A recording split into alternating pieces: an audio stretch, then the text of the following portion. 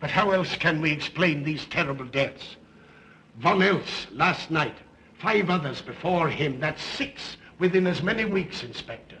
Our friends, neighbors that we've known for years, drained of their life's blood, found dead in bed, lifeless skeletons of skin and bone. Vampires are at large, I tell you, vampires. Yeah.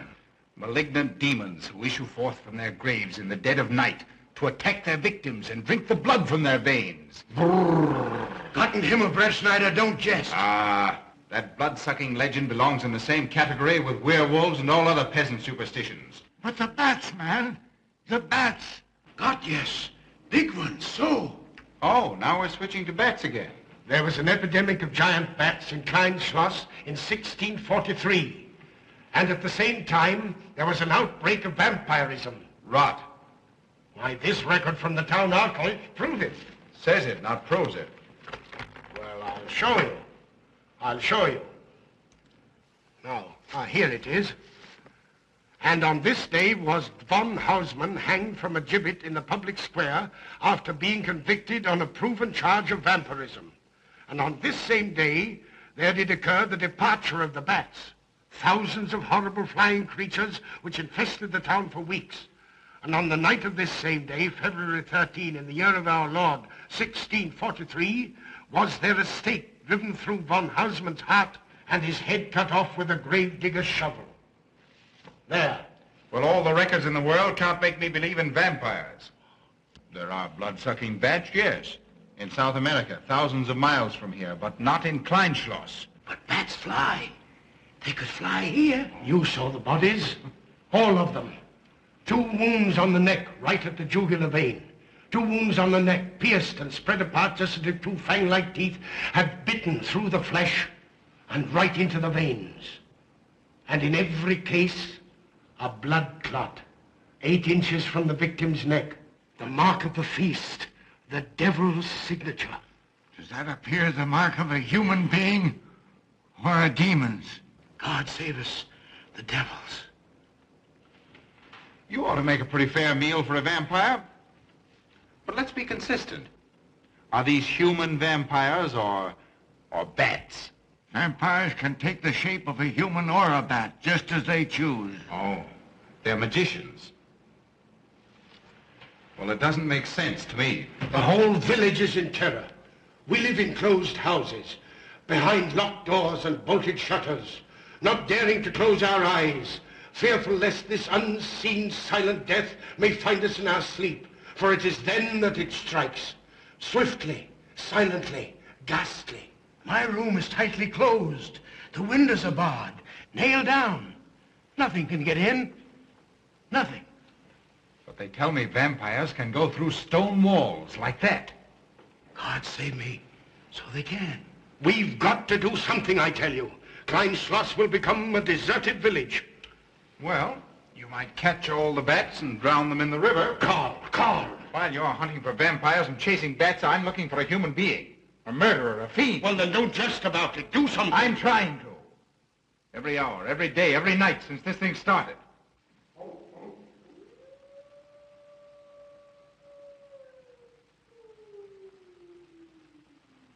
Do you hear it? Hear it? Yes. Night after night. Lying awake until dawn. Waiting. For what? I don't know.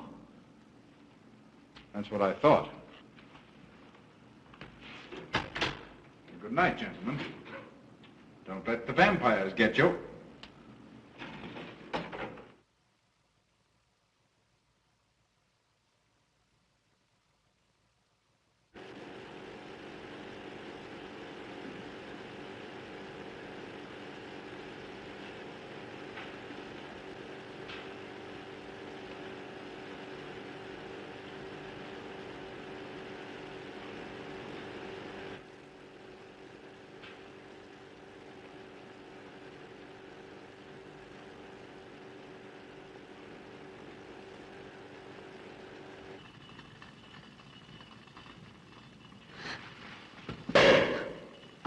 Are your kisses dynamite? Don't you like my kisses?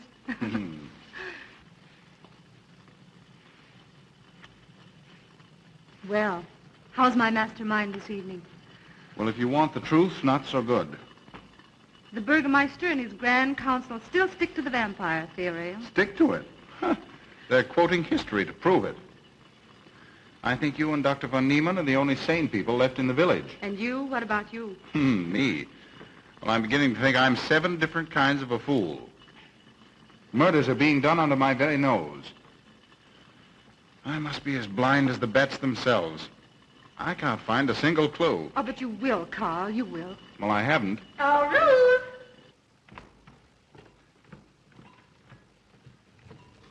And here comes dear Aunt Gussie to spread good cheer and hope.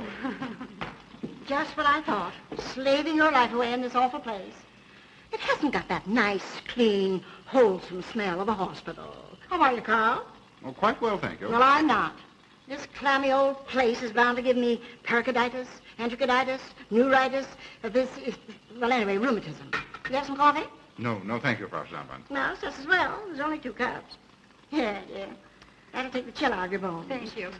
Speaking of chills, Frau Stammmann, did you know the village is supposed to be infested with ghouls and vampires? Oh, Carl. Vampires.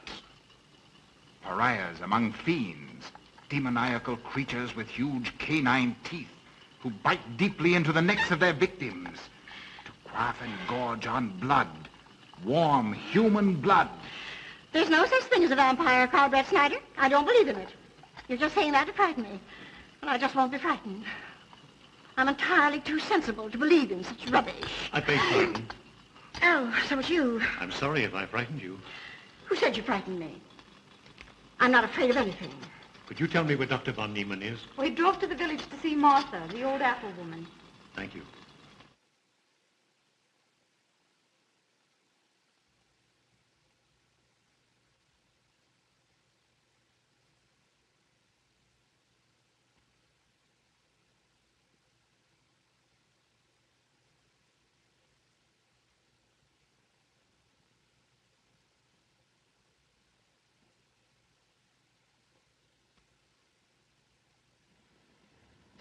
Is this what Dr. Haupt prescribed? Yes, sir. She takes it in water. Well, continue giving it to her. Yes, sir.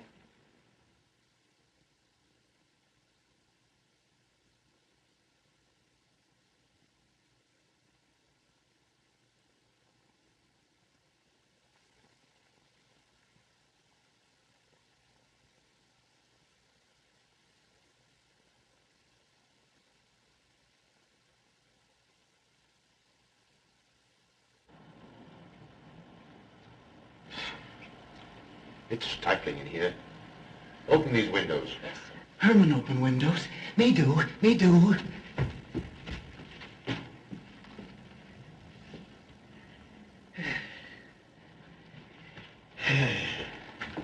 Well, she'll sleep well now, poor soul.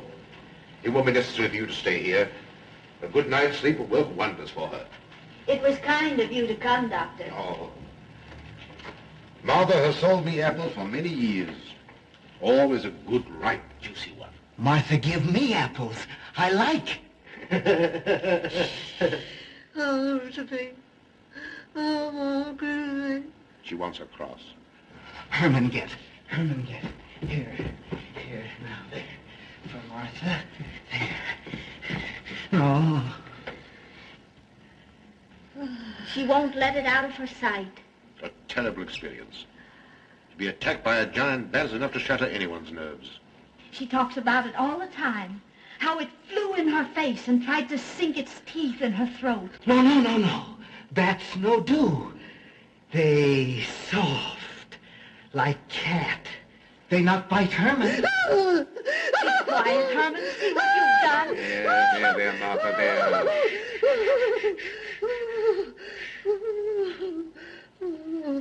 She'll be all right. If she isn't, let me know. Thank you for coming, Doctor. That's all right. Good night. Good night. Run along, Herman. You can see Martha tomorrow. Oh.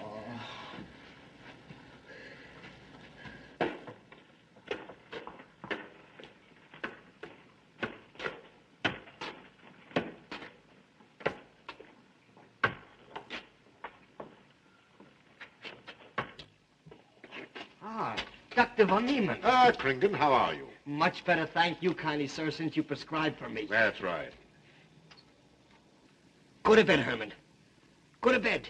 You shouldn't be prowling around the streets. Dangerous. Oh, I'm afraid. Afraid? Afraid of what, Kringen?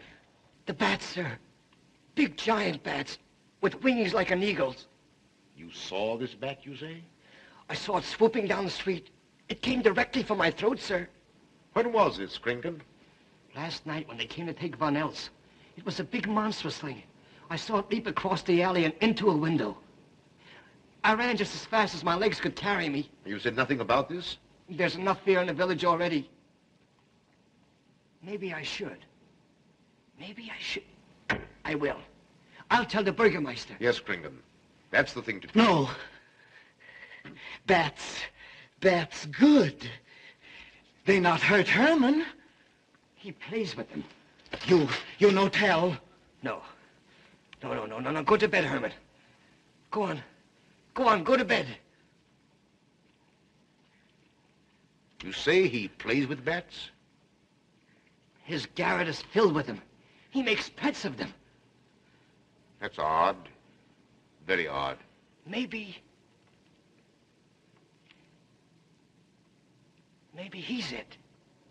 Herman prowls around the streets all hours of the night, just like an animal. Maybe he's the vampire. Now, don't start any gossip of that, Kringen. Heaven only knows where it might end. Good night. Good night, sir.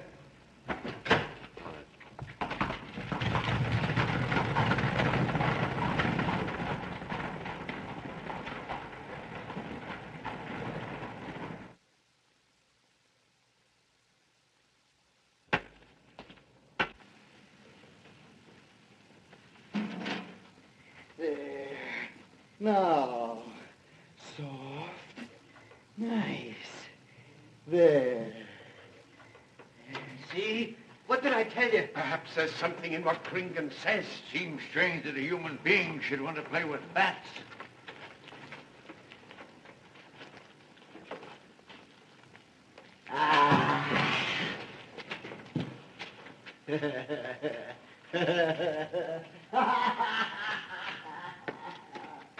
He isn't human, I tell you. He's in league with the devil.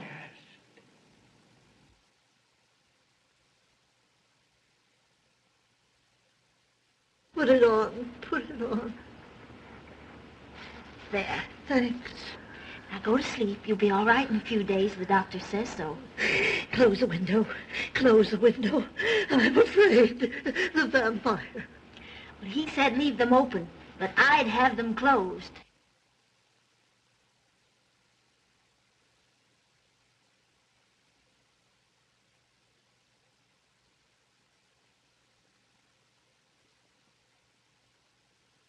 You want the light? Leave the light. I'm afraid. Well, I can't blame you for that either. I'll turn it down a little. Good night. If you want me, just pound on the floor. I'll hear you. All right. Good night. Good night, Martha. Oh.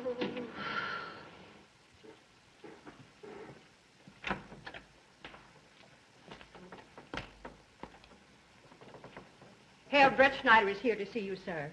He's in the laboratory with Miss Burton. Oh, thank you.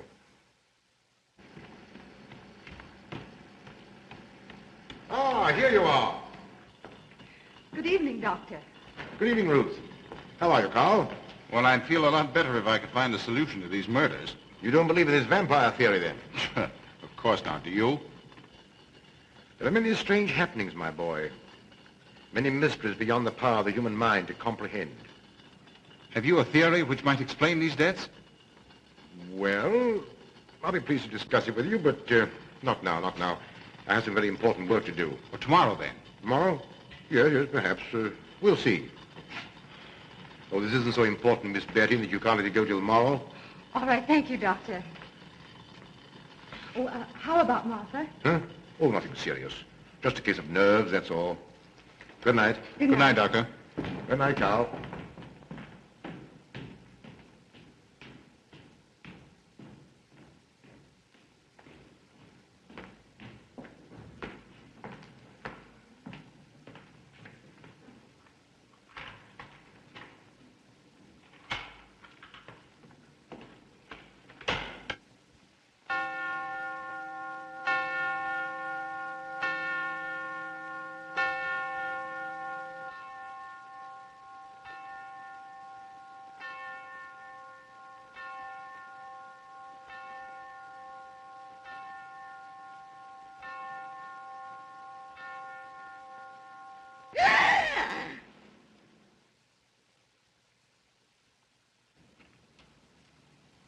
Name? Martha Muller. Age? I don't know. Cause of death? Like all the rest. The vampire. Yes, that's so. When I said I was going to tell you, his eyes glowed up like coals of fire. His hand reached out towards me, as if he were going to sink it into my throat. And weigh this well. He never works and never begs, and yet he appears well-fed always. That's so, he does. Well, what does he live on, then? I'll wager as Kringen says. And my woman was in Martha's room tonight when Herman put a flower in her hand. Strange business, if you ask me. Mighty strange. I hate to be in your shoes, Kringen.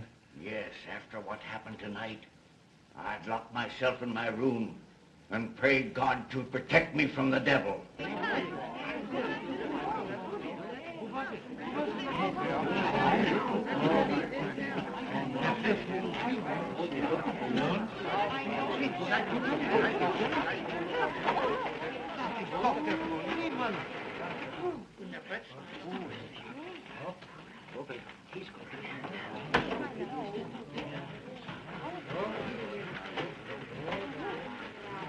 Good evening, and Doctor. Good evening. Dr. Von Niemann. Doctor.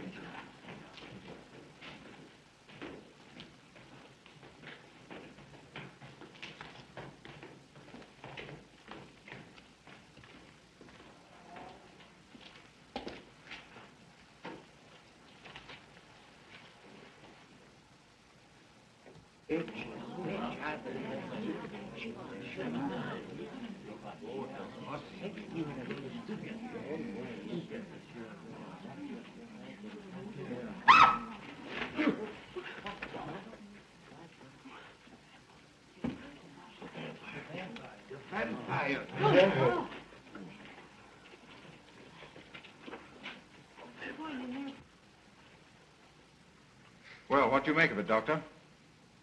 Are these two wounds similar to those found on the other bodies? Dr. Haupt can answer that for you, sir. Yes, they were the same in every case. This is a strange condition, Carl. So strange that I doubt the evidence of my eyes. What was your conclusion, Haupt? I diagnosed the wounds as having been made by needle-sharp teeth. Punctures are clean cut, penetrating into, but not beyond, the jugular vein. Do you mean to say that you also believe they could have been made by teeth? Frankly, I do. Ah, you see, Brett Schneider? What kind of teeth, Doctor? An animal of some sort. It's hard to say. The fangs of a wolf, perhaps. A werewolf. Could they have been made by, well, a bat, for instance? A certain species, yes. There are vampire bats. Dr. William Jamison, who explored many of the tributaries of the upper Amazon, states that blood-sucking bats do exist. He further asserts that the victims often become blood drinkers themselves, citing a case in which he saw a native tortured to death in an anthill by his tribe brothers. They swore he had become a human bat, and, states Jamison, he confessed it. Do you mean to say that such a thing as a human vampire is possible? Who can say? Historic records would have us believe that an evil soul, assuming there is such, can take any shape it pleases. So why not into that of a human being? Eh, Carl? Why not? Have you any literature on the subject, Doctor? Yes, I have many interesting volumes on my shelf that might prove very enlightening. I'll be glad to show them to you. I don't mind admitting that I'm up a tree. Stumped. Well, we'll see what can be done, my boy. No, Herman. This is no place for you. Go away, my boy. Go away. Good night, John. Good night, Doctor. Good night, Hal. Good night, Doctor. In the morning, Carl. Thank you, Doctor. I'm sorry to have dragged you out at such an ungodly hour. Oh, that's all right. That's all right.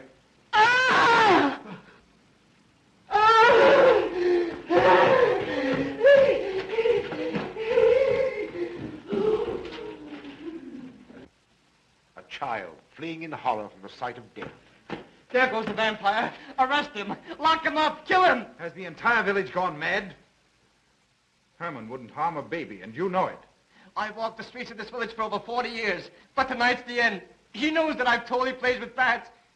He knows that I saw him sneak into Martha's house just before midnight. Perhaps he was taking her another flower, Kringan. The boy brought her one this evening while I was there. He killed her just like he did all the rest. And now he's going to kill me. Unless he's killed and a stake driven through his heart, I'm a doomed man. He'll kill me. He'll kill me. I'm doomed. He'll kill me. He'll kill me. I'm a doomed man. He'll kill me.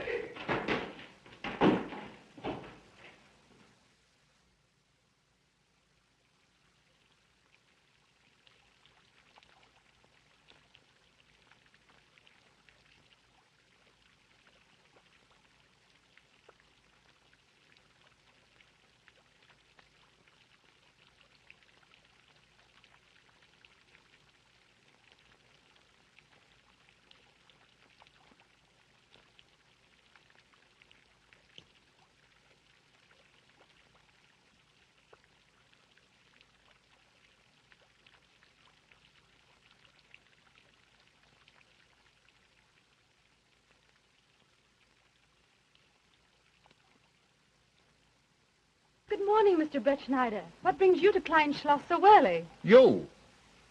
Fibber, I heard the doctor tell Georgiana he expected you. I knew there was something else.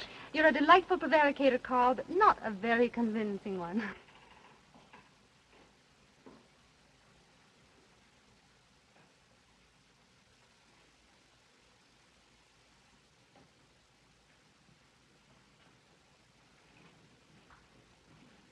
Oh, you don't mind me using your stethoscope, do you, Doctor? Not at all, Frau Schnappen.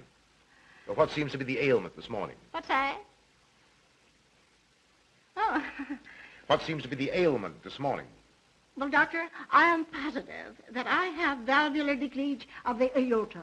Or maybe it's the right ventricle. There is something wrong with my heart. I can hear it beat, thump, thump, thump, thump, just like the book says. Well, if you didn't hear it beating thump, thump, thump, just as the book says, I would say there is something wrong. What? Without a moon? You have a heart of stone. All right, then. Close your eyes. No. Oh, so, young lady. It's too early in the morning, Carl. Much too early. Oh, is it? Oh, there's Aunt Gussie. She would show up just at a time like this.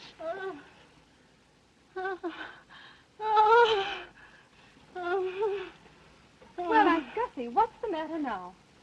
I have palpitation of the auricular, ventricular, and microvalves with a cardiac tendency. You mean your heart's beating? Of course it's beating. Dr. Von Neelen tried to assure me, but I know it's serious. I'm liable to go just like that. Did he prescribe for you, dear? Yes, monacid ester, salicylic acid. You mean salicylic acid, don't Well, you? salicylic or salicylic, it's helped me. My heart is much quieter. Hello, Carl. Hello. Oh, Carl, you'll be good to her when I'm gone, won't you? Yes, of course I will, Frau Schnappmann. Well, I'm not gone yet. You can't marry her unless I say so. Don't forget that. Oh, my heart. There, Auntie, you'll be all right. Just rest a while. What you need is What? rest, dear. Quiet.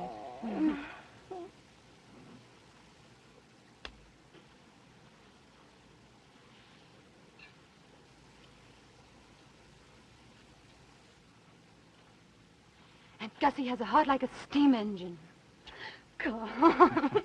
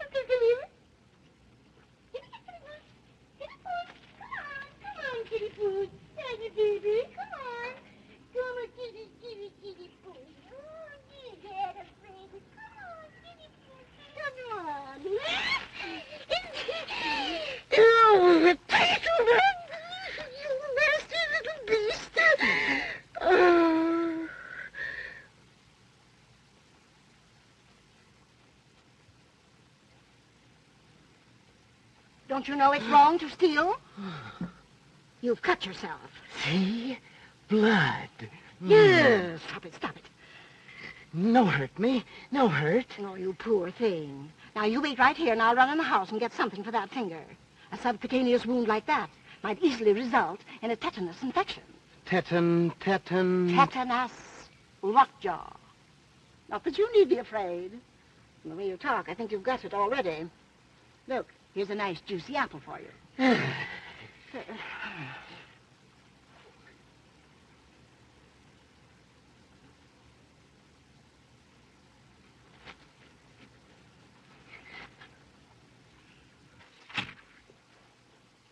Ah, this is it. Traits sur les appréciations des esprits et sur les vampires by Augustin Dom Calame in 1746. Let us suppose that these corpses do not actually stir from their tombs, but only the ghosts or spirits appear to the living. Wherefore do these phantoms present themselves, and what is it that energizes them? Is it actually the soul of the dead man, which has not yet departed to its final destination? Fiddlesticks. Now, how could a corpse buried under 4 or 5 feet of earth get out to do any such foolishness? I don't believe it. It's a fair question, Doctor. How could it? Well, according to accepted theory, the vampire dematerializes its body and reintegrates it outside the grave. It's a good explanation, if you can believe it. And while I'm standing here listening to all this rubbish, there's a poor man in the garden in danger of a tetanus infection. Now, what should I do for him, Doctor? Shall I apply mercurochrome or 2% solution of bichloride? Well, either will do. Get some gauze and some mercurochrome. Thank you, Doctor. I'll wait here. Difficult to believe, isn't it? It's impossible to believe. And yet, it would explain these deaths, wouldn't it? Ah, Brett Schneider. Pardon our intrusion, Dr. von Niemann. But after what you saw last night, you'll be interested in this as well. Well, what's happened? Kringen was found dead an hour ago, with the 2 punctures in his neck and not a drop of blood in his body. And what's more, Hermann Gleib has disappeared. What? Now are you convinced that we were right and you were wrong? That'd be proof enough for anybody. Kringen said Herman would get him, and he did. Well, Brett Schneider? I appoint you my deputy. Organize a searching party and comb this countryside from one end to the other. Find Herman Gleib and bring him in, but don't harm him. Do you understand? What good will that do? He's a vampire. There's only one thing for us to do when we find him. Kill him and drive a stake through his Herman heart. Gleib will be tried by a court of law. If the charge against him is proven true, the law will decide what to do with him, not you. Now get your men together and do as I tell you. That's the way to talk. I'm going into town for a little while, Doctor. Would you care to come along? Oh, I hardly believe so. There's little to be done until they find the boy. If you need me then, All right, thanks. I'll let you know.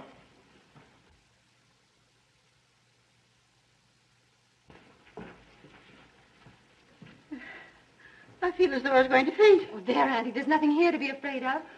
Here comes Emil with your mercurochrome and bandages. Run along now and take care of that patient of yours.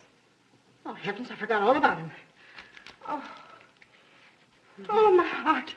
Oh. Poor Auntie. She's had every ailment in the book. and a lot that aren't, I'm afraid. Particularly a palpitation of the auriculoventricular, tricuspid, and mitral valves, Doctor. Well, I had to tell her something to satisfy her.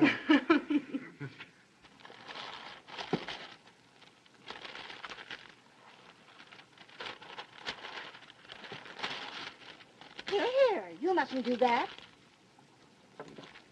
Now, where's that finger?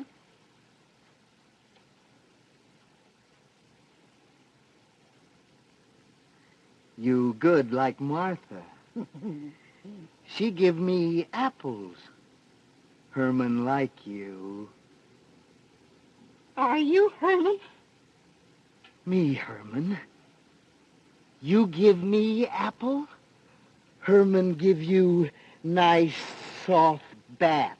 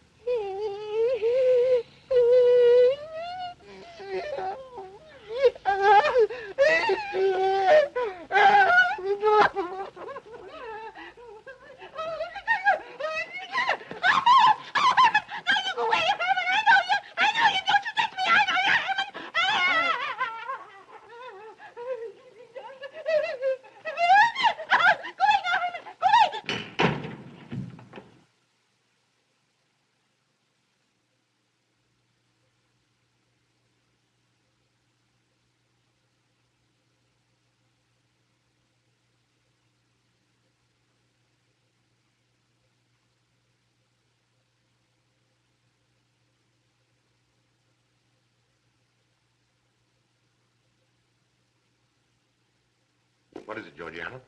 I just found this in Emil's room. Well, It belonged to my friend, Martha Mueller. are you certain? I gave it to her myself. Martha died last night. I find her crucifix in Emil's room. Doesn't that mean Emil is the one Herr Brettschneider is seeking? This amazes me, Georgiana. It's impossible. It rained the night Von Elst died. There was mud on Emil's shoes the next morning. Have you mentioned this to anyone? I intend to tell Herr Brettschneider when he calls again. I can't believe it. Leave this with me. I want to talk to Emil before you say anything to anyone. The Burgermeister should know at once. Yes, all in good time. Emil has been with me too long for us to jump at conclusions. Don't say anything until I tell you, and send Emil to me.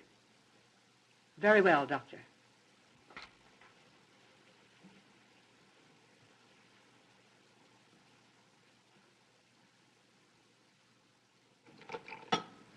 That's for the neuritis. And the pepsin, that Haussenpfeffer was tougher than shoe leather. And sweet spirits of nitre, that'll help, at least won't do any harm. And ginger, that'll warm my stomach. And now, a little pipe out of soda.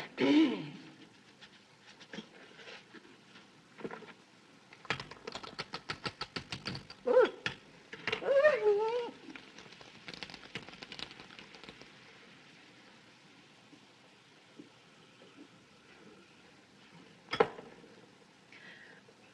Ooh.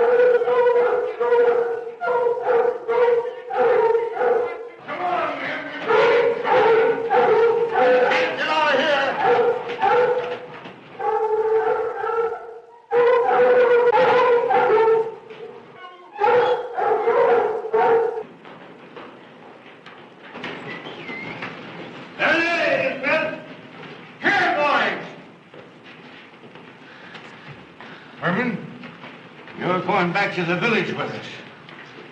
Come on. We won't hurt you. No, won't go. Herman afraid. Come on. You're going with us, Herman. No. You're going with us. No. Come on. No. Come on. Get him. Come on, Herman. We won't hurt you.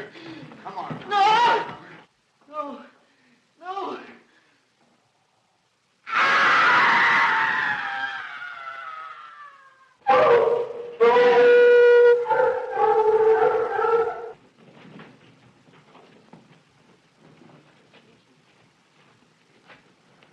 Come, that settles him. Yes, let's go. We got Hey. him down below.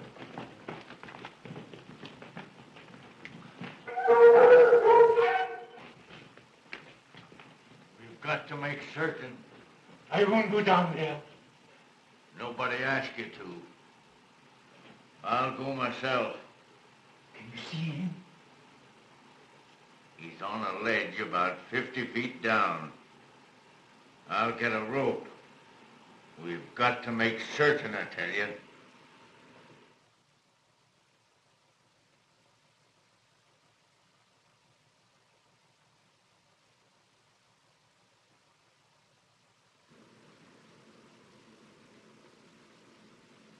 You must be careful, Emil. Very careful.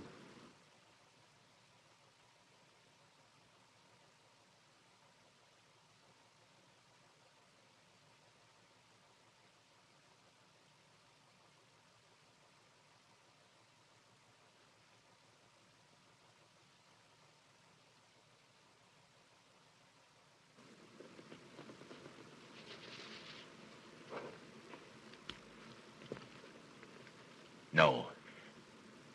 It must be. It must be. She's no better than the rest.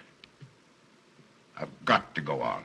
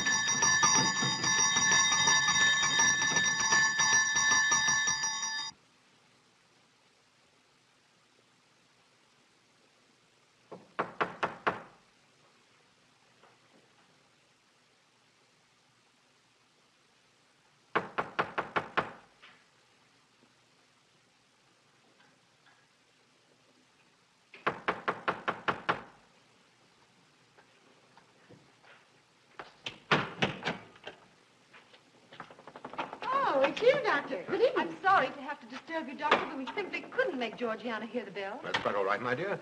Georgiana's becoming careless. Very careless. Yes, I've noticed that, too. In my opinion, she has nagana. That's sleeping sickness. You know the symptoms, Doctor. At first, I thought it was creeping paralysis, so I stuck a pin in her leg to see, and there was a splendid reaction of the reflex motor nerve. Why, Auntie. Oh, you're shocked. So was she. Won't you join me in some coffee? Yes, thanks, Doctor. We will. There are a few questions I'd like to ask you, Paul. About blood and murders and vampires, I suppose. Yes, I'm afraid so. Oh, so am I. Well, good night. If such a thing is possible, I'm going to bed. Won't you join us too, Frau Schnappmann? Coffee at this hour of the night? No, thank you. I'm going to stick to my Monaz Vester Salicylic salad. Acid, Doctor, acid. Good night.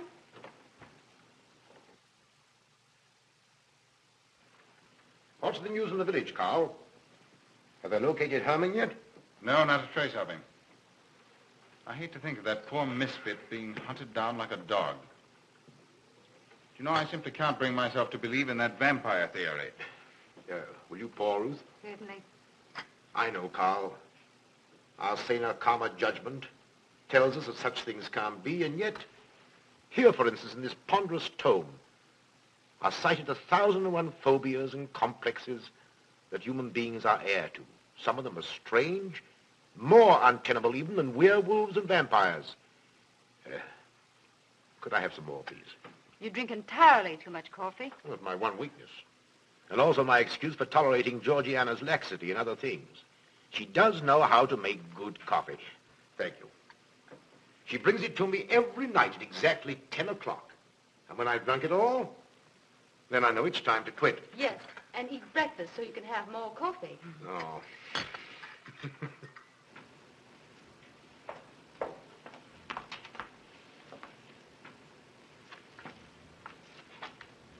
Georgiana, you mustn't lie like that. You'll get yourself a torticolis. No, stiff neck. Georgiana.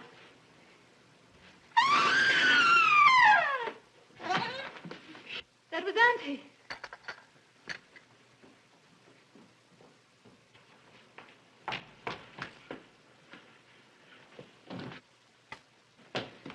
Auntie! Oh, my God. I'm all right. I'm all right now. Oh, it's just... Amy, help Frau snap into a room. I'm silly imagination. I imagine myself, Georgia.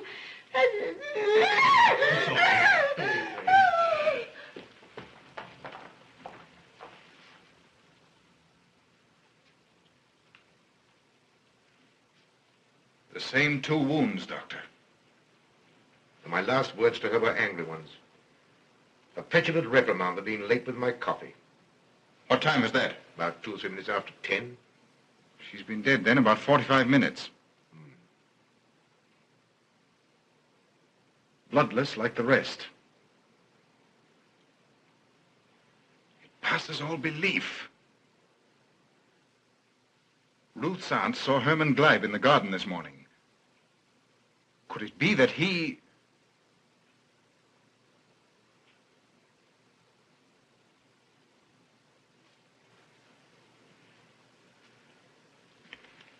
You were the first one here. What happened? I was in my room reading. My door was open. I must have dozed off for a minute or so because I awoke to hear Frau Schnappmann scream. You say your door was open? Yes, my room was very poorly ventilated. And you saw nothing? Heard nothing unusual? Nothing. Carl. What is it? This crucifix belonged to Martha. See who it is, Emil. Can you positively identify this as belonging to Martha? Without a doubt.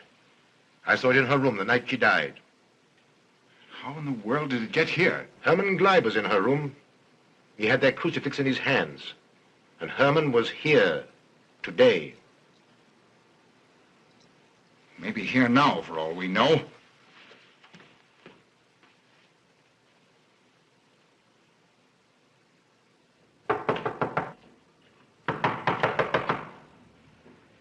Who is it? Ah. Oh, How is she? she's had a real shock this time, but she'll be all right. I'm putting her to bed. Leave her there. Don't let her out of this room. And don't you leave it either. Why, what do you mean? It looks as if Herman Gleib is the killer after all. It's possible he may be hiding here in the castle. Why, what makes you think so? I'll tell you later. Stay in your room and keep your door locked. Don't worry about that.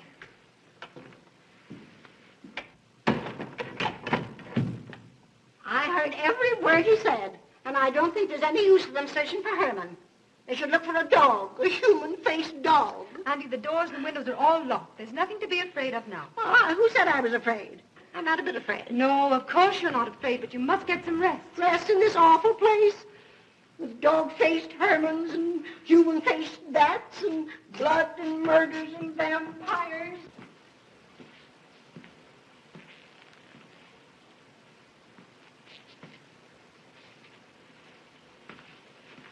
Find anything, Carl? There's an unbroken cobweb in that window. If Herman did it, he came through the door. He must have. And yet I don't understand how he could find his way up here without us hearing him. Yet Emil was asleep, and I was in the library. Yes, he could have done it. The facts all point to it. What was it, Emil? The Burgermeister. He has news for Herr Brettschneider about Herman. Oh.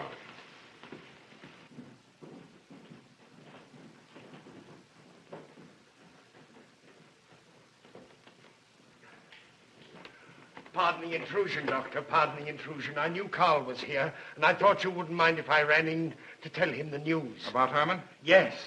He fell into the Devil's Well in the cave. He's dead?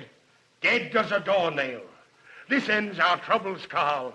The vampire's dead. I can feel it in my bones. Well, your bones may be wrong. What time did this happen? Quite early, about 9 o'clock.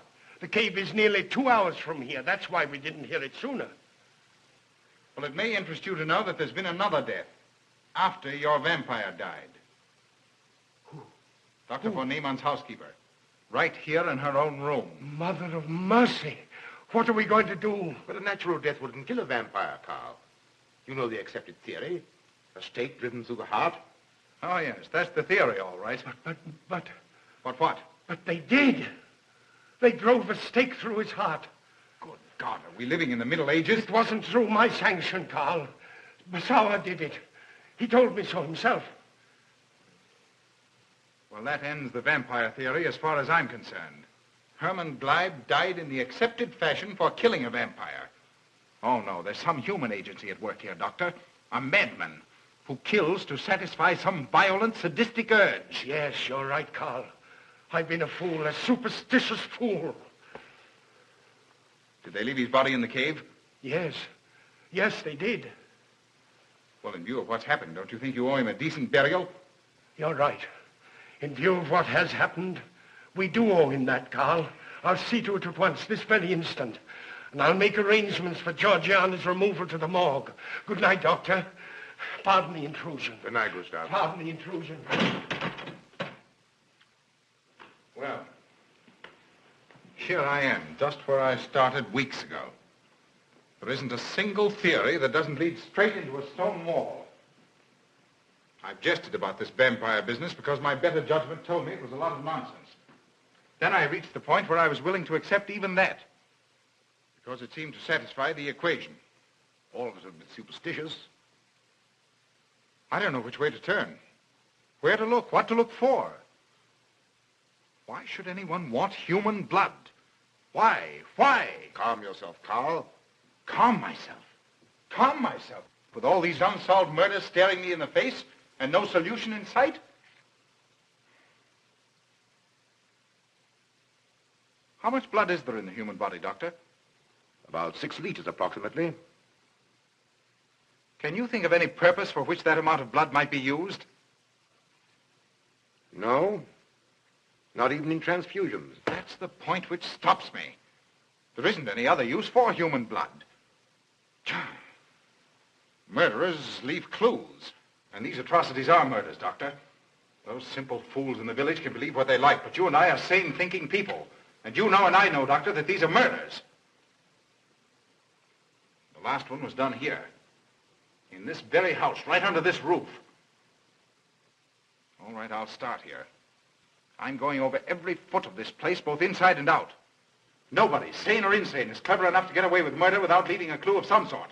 And I'm going to find that clue. Oh, come, Carl. You mustn't let your nerves run away with you. Here. These will help to give you a good night's sleep. If there are any clues, they'll be here in the morning when your nerves are calm and your mind is clear. Take my advice and go home and rest. I imagined 1,000 demons were after me as I came down those stairs. Ruth, didn't I tell you to stay in your room? Yes, but I wanted the doctor to come up and quiet Auntie. You know, it isn't her imagination this time. Of course, Ruth, I'll come right away. Take my advice, young man. Go home and go to bed. Good night, Carl. Good night, Ruth.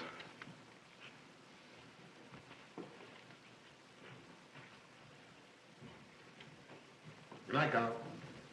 Good night, Doctor.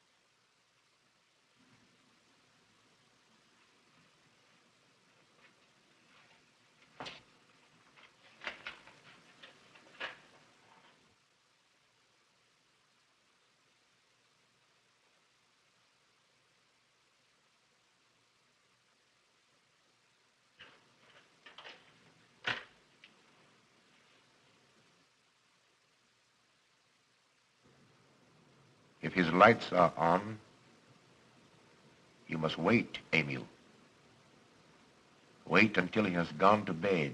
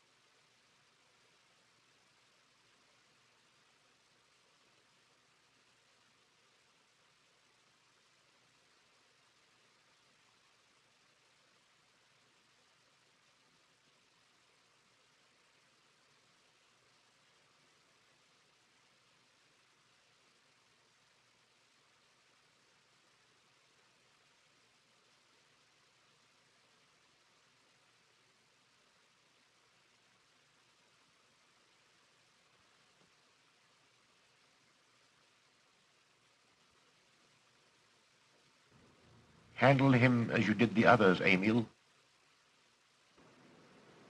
You are strong.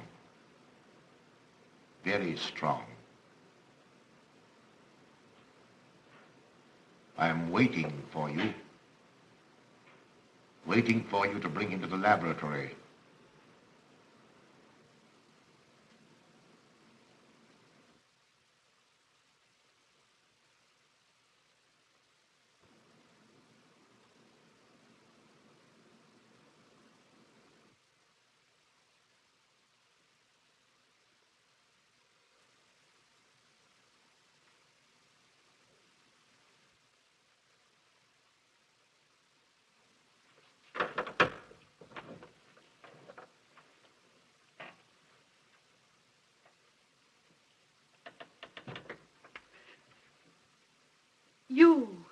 You're the one.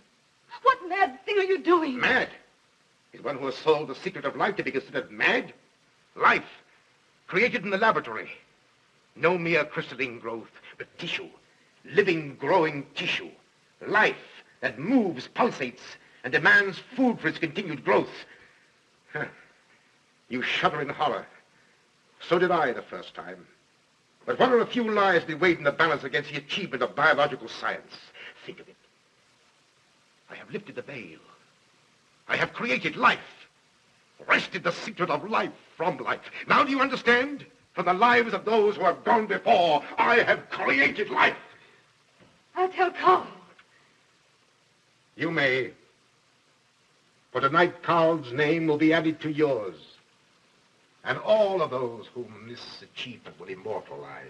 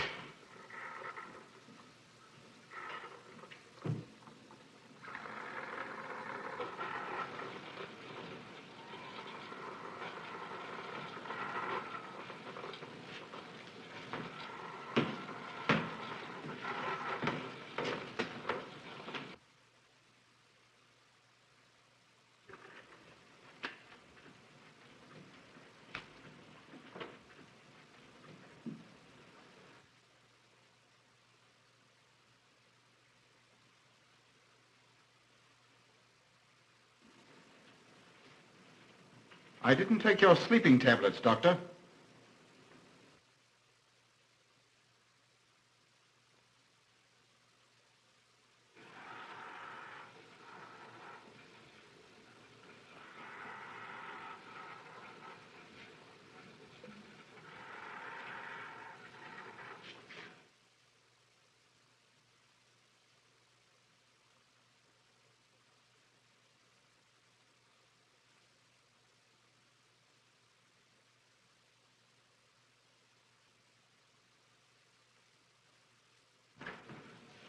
Emil brought them here. He's the one who murdered them. Stay where you are. You'll have a chance to tell everything, Doctor.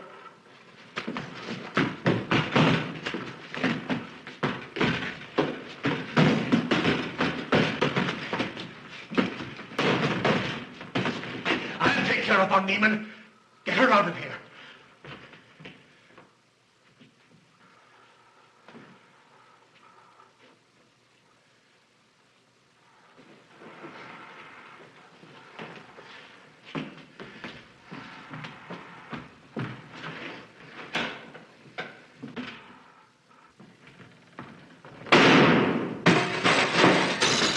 You stay here.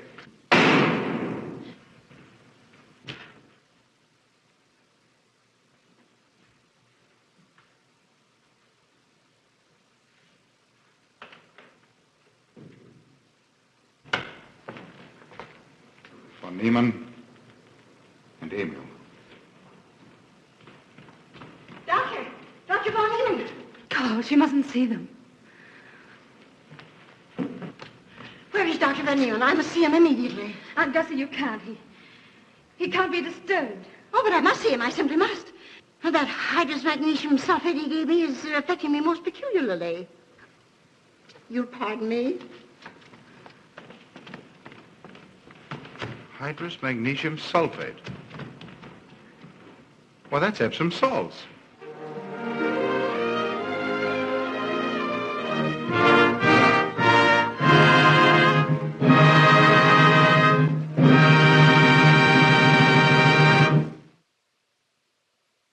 Night falls over the small German village of Kleinschloss, and the world seems to shrink beneath the weight of mist and superstition. The cobblestone streets glisten with damp fog, lanterns flickering like weary sentinels against the dark. Above the rooftops, the ancient church bell tolls midnight, slow, hollow, eternal, and in that echo, something stirs. The villagers draw their curtains tight, their whispers mingling with the wind, stories of bloodless bodies found at dawn, of wings flitting through moonlight, of a shadow that drinks from the living. The word they fear slips from trembling lips in secret: vampire. It's not said loudly, for even the sound might summon it. In the heart of this haunted place lives Ruth Bertan, a woman of calm grace and quiet strength, her face pale as the winter moon. She tends to her mother and helps in the village, her life simple yet shadowed by worry.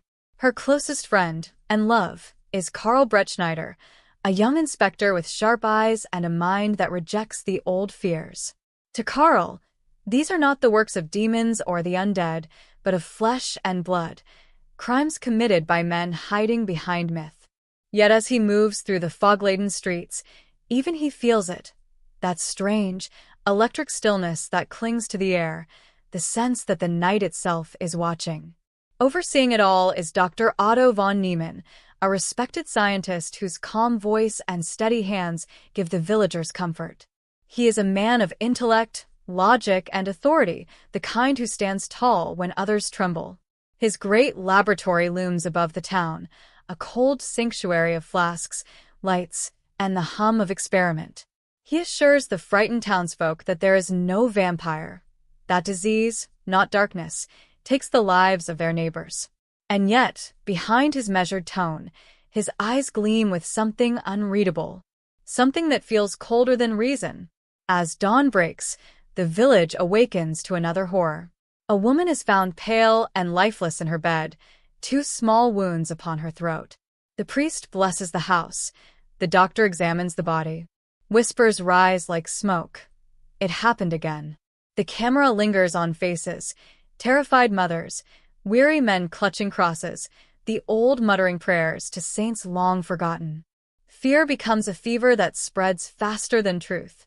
Even Carl, though stubborn in his disbelief, feels it gnaw at his certainty. That evening, Ruth waits by her window as the sun sinks behind the hills, its dying light bleeding crimson across the sky. From the forest beyond, bats rise in dark flocks, sweeping across the clouds like living shadows. Their cries pierce the silence, shrill, otherworldly, alive with hunger. One flutters close, its wings brushing against the glass before darting into the gloom. Ruth gasps softly. For a moment, her reflection merges with the darkness beyond, and she feels as though the night itself has seen her, chosen her. In the tavern, the townsfolk drink to quiet their nerves, but their talk only deepens the dread. Names are whispered, the strange, reclusive Herman Glebe, who keeps bats as pets and wanders the woods by moonlight. He's not natural, someone says, and the others nod grimly. When fear can't find an answer, it finds a victim. The flicker of the fire casts their faces in crimson and shadow, the light dancing like flames of judgment. Outside, the fog thickens. The streets are empty now, save for one lone figure, a bat fluttering past the full moon, its wings spread wide and silent. The camera pans slowly upward, following it through the mist as the bell tolls again. The sound rolls across the rooftops, through open windows, through the hearts of every trembling soul in Kleinschloss. And somewhere, behind a locked door, a scream cuts through the night. The town will wake again to blood, and the name, vampire, will no longer be a whisper, it will be a sentence. Morning rises over Kleinschloss, but there is no warmth in its light. The sun hangs pale and lifeless above the mist, its rays unable to pierce the gloom that has settled deep into the hearts of its people. The air is thick with the scent of damp earth and dread, and the church bells toll again. Not for worship, but for death. Another body has been found. Another victim, pale and drained, eyes frozen wide in silent terror. The villagers gather around, faces twisted with fear and fascination. Mothers clutch their children. Men murmur prayers under their breath. The words vampire, curse, and demon weave through the crowd like poison. The camera moves through them like a silent ghost, past trembling hands and flickering candles, until it finds him, Herman Glebe. Thin, nervous, with eyes too wide and gestures too twitchy, he stands apart, watching. Herman loves his bats. He speaks to them as though they were his friends. He's odd, misunderstood, and in a world suffocating with superstition, that is enough to make him dangerous. Whispers follow him like footsteps in the dark. He's the one, they say. He walks at night. He talks to creatures of the devil. And soon, suspicion turns into certainty. Meanwhile, Inspector Karl Brettschneider walks the foggy lanes, his face tight with frustration. He wants to believe in reason, in evidence, in the logic of the modern world, but the evidence slips through his fingers like smoke. No footprints. No forced entries. Only bloodless bodies, found in locked rooms. Every trail leads nowhere. And yet, all eyes turn toward Herman. Carl resists it at first. He's seen too many innocents destroyed by fear, but even he begins to feel the chill of something beyond explanation. Still, he clings to science, to the steady hand of Dr. von Neumann, whose calm voice soothes the frightened villagers. The doctor speaks of disease, of blood disorders, of medical anomalies. There is no vampire, he insists. But even as he speaks, his eyes glint with quiet amusement, as though he's watching a grand play only he understands. At night, the village transforms into a world of flickering lanterns and shifting shadows. Doors bolt, windows shutter, and the cobblestone streets lie silent except for the distant flapping of wings. The fear becomes a living thing, pulsing in every home. Ruth feels it too. Her mother grows pale, her health failing, her blood mysteriously thin. The doctor visits often, with gentle reassurances and strange injections. He tells Ruth not to worry, but the unease in her heart deepens. She dreams of bats circling her mother's bed, of wings brushing her face, of a soft whisper calling her name from the dark. And then, one evening, Herman is seen near the graveyard. He's talking to the bats again, laughing softly as they swoop and whirl above the tombstones. A villager spots him, and the panic ignites. A mob gathers, torches, pitchforks, the ancient rhythm of human fear. The streets echo with their cries as they surge toward Herman's cottage. He flees through the woods, his breath ragged, his eyes wild. The camera follows, branches clawing at his face, the moon a cold eye above. The mob closes in, their shadows long and monstrous. Herman stumbles into the open, cornered by hatred he cannot understand. They seize him. The torches flare. Someone shouts, "Vampire," and the word bursts like thunder. Herman's voice trembles. He tries to speak, to plead, to explain that he loves life, not death, but his words vanish beneath the roar of the crowd. The scene erupts in chaos, the firelight painting faces in red and gold, the music swelling with madness. They chase him to the cliffs beyond the village, the dark forest yawning behind him, the abyss before him. With one last, desperate cry, Herman leaps, his figure swallowed by shadow, his fall silent, endless. The mob stands frozen at the edge, their victory hollow, their hearts uneasy. The wind howls, carrying away their shouts like confessions. When dawn breaks, the village is quiet again. They say the vampire is dead, the curse broken. But as the mist curls through the streets, the camera pans slowly toward the doctor's house, its windows dark, its door closed. Inside, Dr. von Niemann smiles faintly to himself as he locks a drawer filled with vials of blood. His gaze lingers on a pale hand resting on the bed, Ruth's mother, asleep, her pulse weak but steady. He whispers softly, "Soon." Outside, the bells toll once more. The village believes it has destroyed the monster. But the real creature walks among them, calm, civilized, and very much alive. The night air lies heavy upon Kleinschloss, thick with fog and the illusion of safety. The villagers sleep at last, believing their nightmare ended with Herman's death. The madman cast into darkness, the curse banished to the cliffs. Yet, as the moon slides over the rooftops, the camera glides past shuttered windows and resting faces until it stops at one lonely mansion that still breathes with light, the home of Dr. Otto von Niemann. Inside, the doctor moves with eerie calm, his steps precise, his face illuminated by the flicker of scientific instruments and the low, humming glow of electric bulbs. Shadows crawl along the walls like restless ghosts as he leans over his desk, writing in a small black journal, the words neat, clinical, and cold. Specimen remains viable. Blood transfusion successful. Subject remains docile.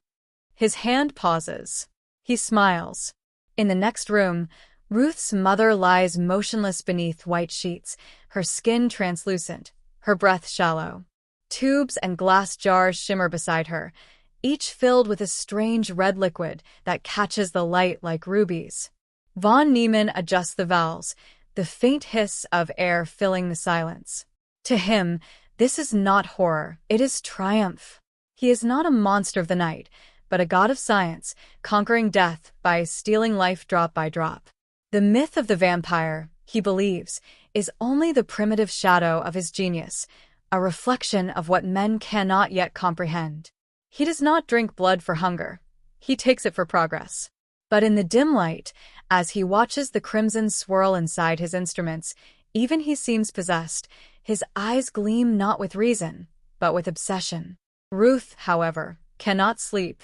Her dreams are filled with whispers and cries, her mother's face pale and pleading. She wakes before dawn, drawn by an instinct she cannot explain. The camera follows her through the hallway, bare feet on cold stone, candle trembling in her hand. She hears the faint clinking of glass from below. Her heart races. She moves closer, the shadows deepening around her.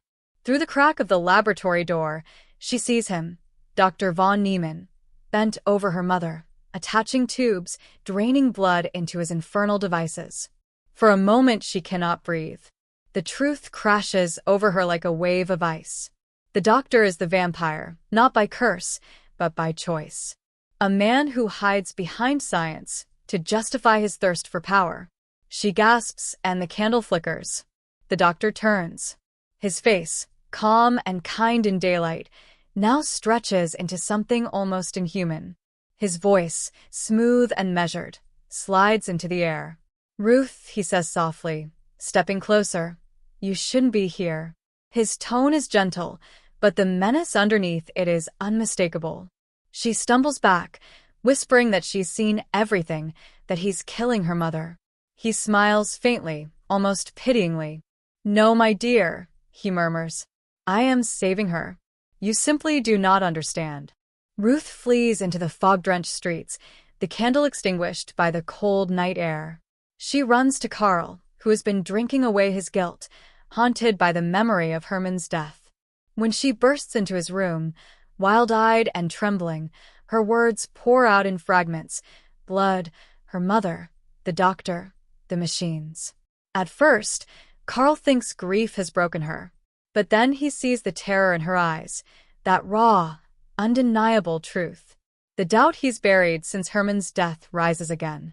He remembers the doctor's strange detachment, the way he seemed almost pleased by the hysteria, his quiet control of every situation.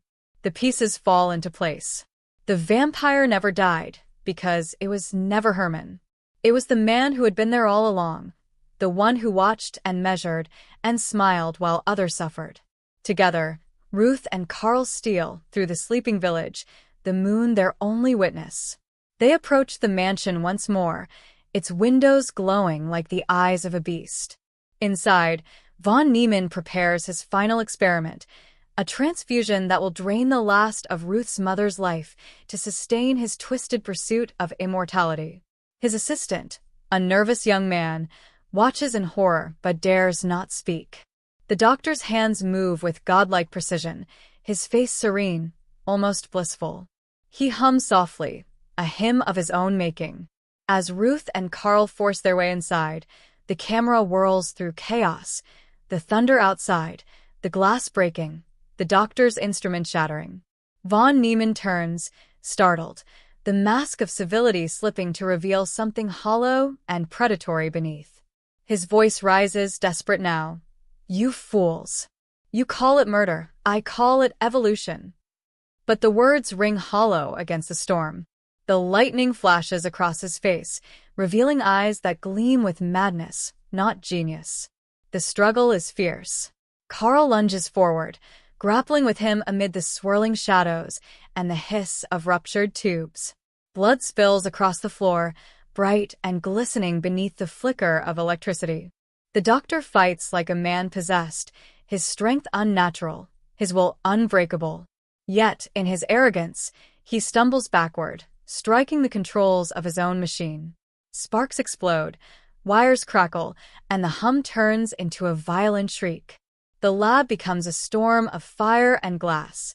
Ruth screams as Carl pulls her back, and for an instant, through the smoke, von Neumann stands surrounded by the inferno he created, a silhouette framed in crimson light, his face frozen in shock as the flames consume his kingdom of science. The machine implodes, plunging the house into darkness. The screen fades to black.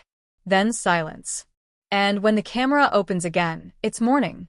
The mansion smolders quietly under the pale light of dawn. The vampire, the doctor, the genius is gone. But the horror of his creation lingers like a shadow that will never lift. The dawn breaks over Kleinschloss with a beauty so fragile it almost feels undeserved.